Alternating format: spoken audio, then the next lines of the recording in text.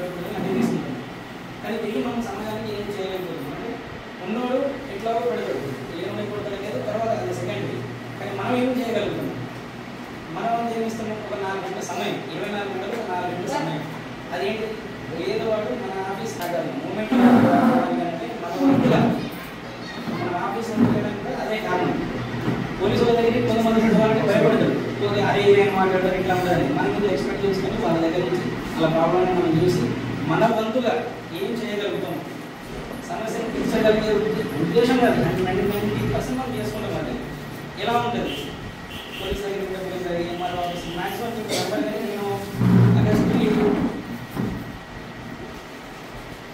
28 తారీఖు నా office open చేసి 49 కేసులు ఇవ్వండి.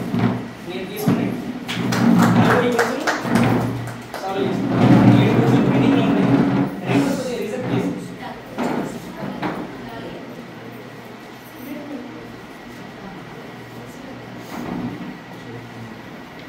49 కేసులు మనం పట్టడం జరిగింది. ఇప్పటికి నిన్నటి వరకు నేను చెప్పేది 40 కేసులు సాల్వ్ అయిపోయినాయి.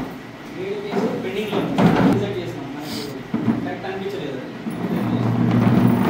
ఇప్పుడు నేను చెప్పినట్టు ఏంటంటే మనం ఇంట్లో పెట్టుబడి ఇవ్వలేదు. సమాజం మనం ఇవ్వాలనుకునేది ఏంటంటే 4 అవర్స్ టైం మనకు పెట్టినాయి కదా.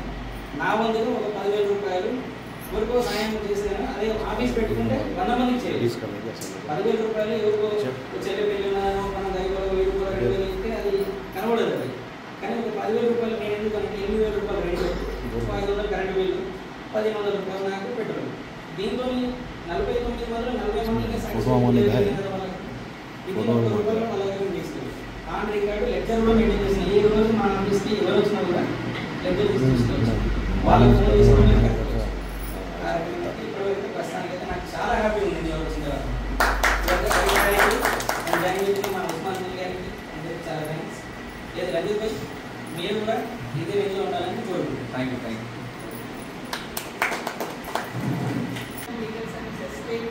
సార్ కరీం సార్ గారికి first of all thank you so much sir. ఎందుకంటే అక్కడ ఇంట్లో చిన్న ఆఫీస్ ఉందని చెప్పి చాలామంది ఇన్కన్వీనియన్స్గా ఉంటుందని చెప్పేసి ఇక్కడ రెంట్ తీసుకొని ఇంత పెద్ద ఆఫీస్ రన్ చేస్తున్నారు. NGO ప్రజలందరికీ హెల్ప్ చేయాలని సార్ యొక్క ఉద్దేశము.